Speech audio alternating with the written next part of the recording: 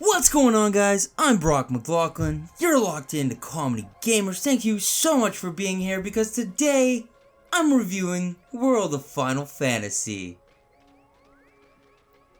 I was very on the fence about World of Final Fantasy, but I'm really glad I gave it a shot. Since the days of Squaresoft, I've not been happier with an IP from Square Enix. It's a slow build, but once I got into the groove and was familiar with the characters, the world, the controls, I couldn't put the game down. I've been up into the wee hours in the morning playing when I should really be sleeping. Now, some gamers may be put off by the colorful world and cuteness of the game, but don't let that fool you. This is a fantastic game set in the world of Final Fantasy.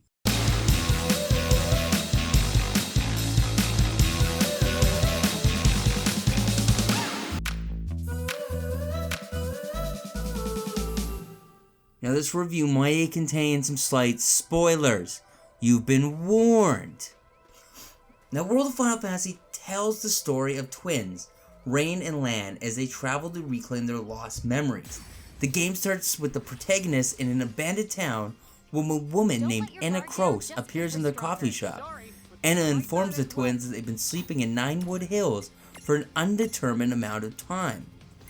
The twins were once known as Mirage Keepers, tamers of a powerful army of monsters aptly called Mirages. The twins have been exiled to their current world looked after by Anna until they awoke. After a bit of exposition and some slapstick humor, with Lan and Tama, the heroes are on their way to adventures unknown in the land of Grimoire. The visuals and the world building are immaculate. The environments are rich, lush, and colorful. I enjoyed exploring every corner for a treasure chest or the fan service characters from previous Final Fantasy games. If you're a big fan of Final Fantasy 7 and 8 like I am, you're going to be very pleasantly surprised. The towns and dungeons are unique with NPCs to interact with and collectibles to find. The towns have a distinct personality and never feel like they are repetitive. The first town players come across, for example, is called Cornelia. It is a small, traditional, small-town vibe with the set pieces of Princess Sarah's castle. You can even find baby chocobos resting outside near the save point. Dungeons have a unique set of mirages with appropriate elemental weaknesses if applicable. There are also anime cutscenes sprinkled throughout the story, which are a visual treat. They're just splendid. Dungeons have interactive field prompts, so players will need to make sure that they have the appropriate mirage on hand to access secret areas or to progress through the area. This dynamic can greatly impact the team you take with you to explore. So you always kind of want to be leveling each one of your characters up because you never know who you're going to need. Now, unlike most anime, the voice acting in World of Final Fantasy is top notch.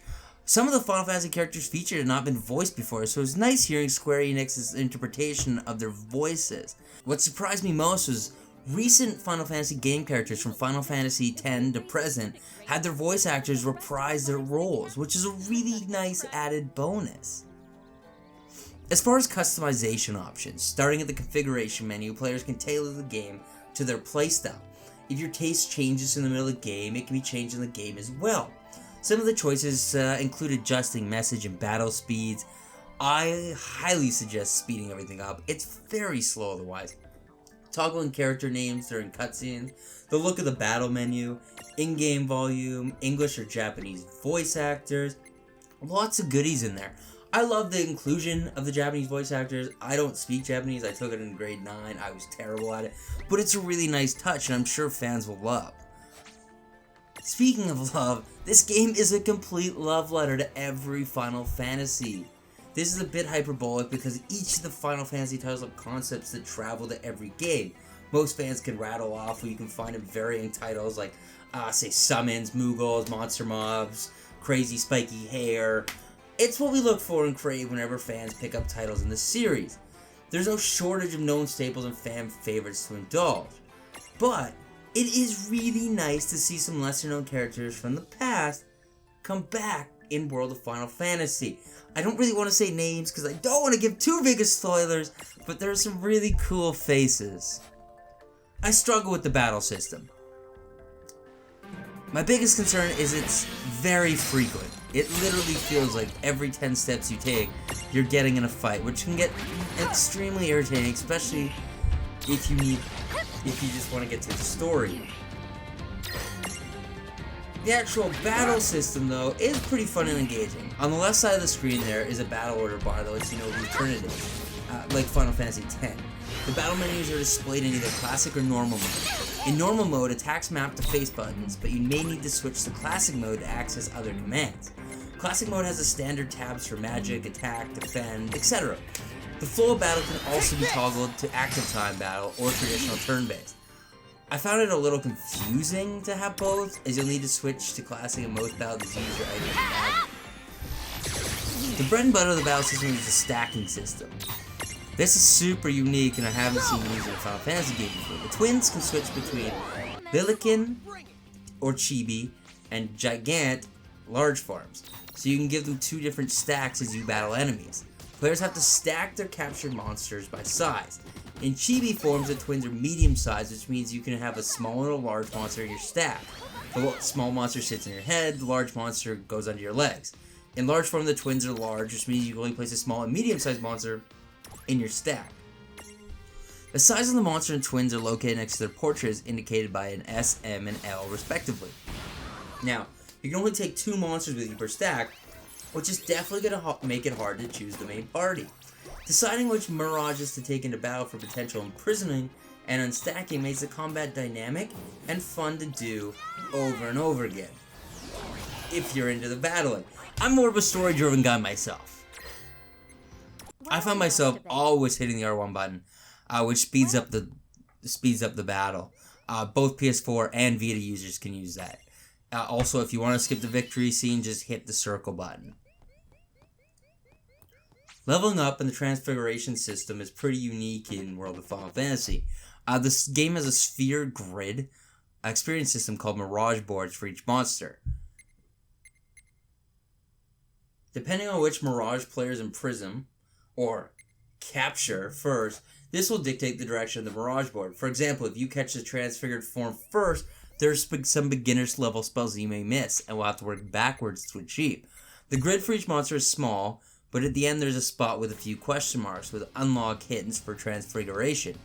As players level through the game, their monsters will earn sync points, SP, that will be used to progress through the board.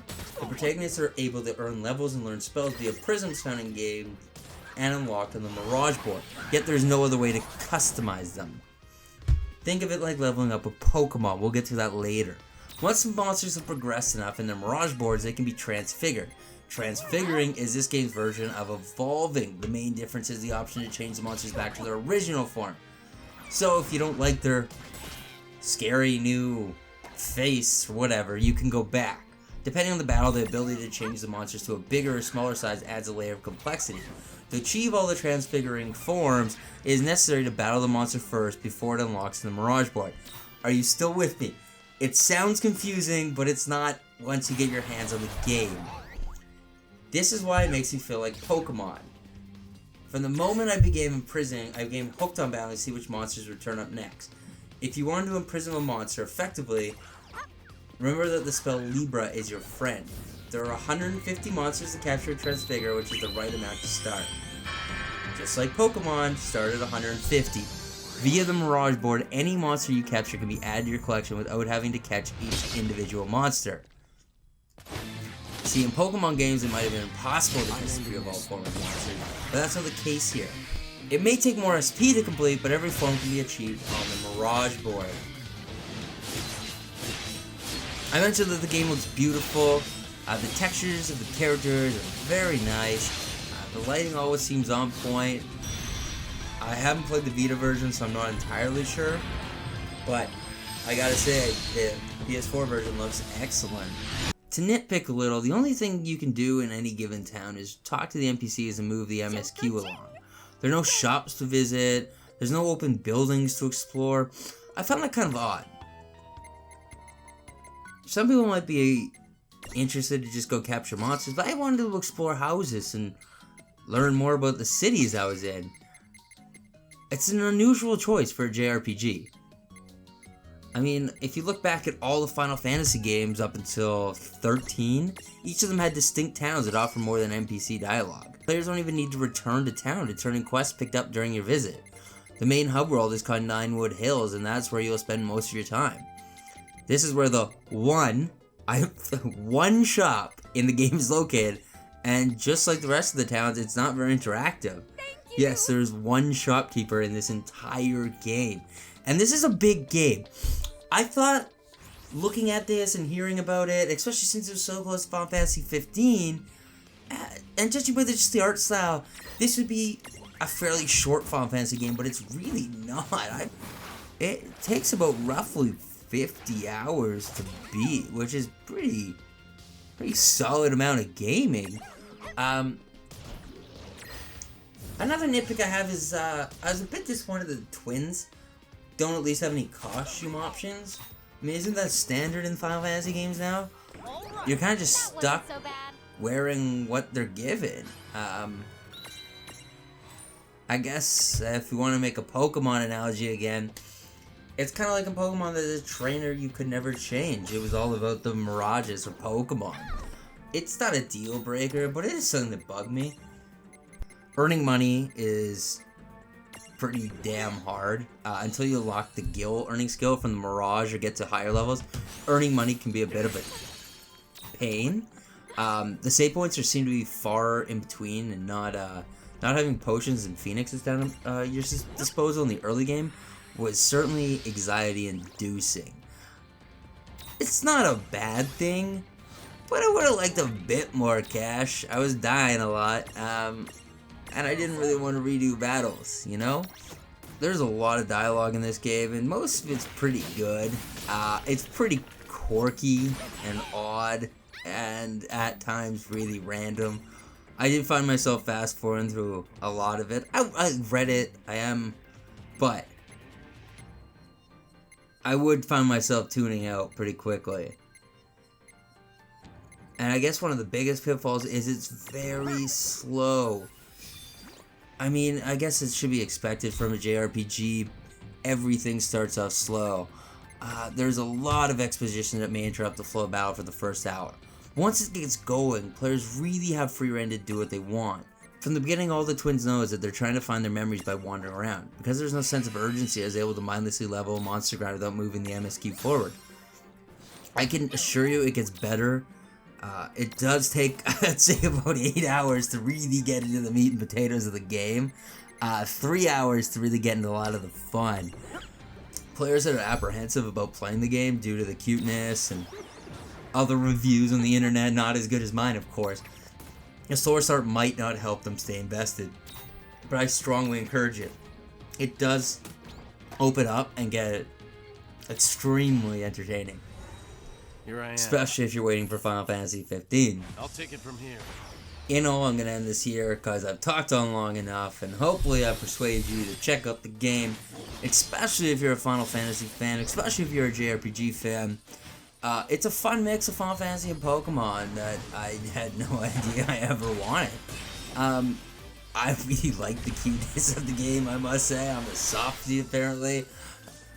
Maybe it was because I've been playing so much Battlefield and other action games that I really wanted something that looked like this.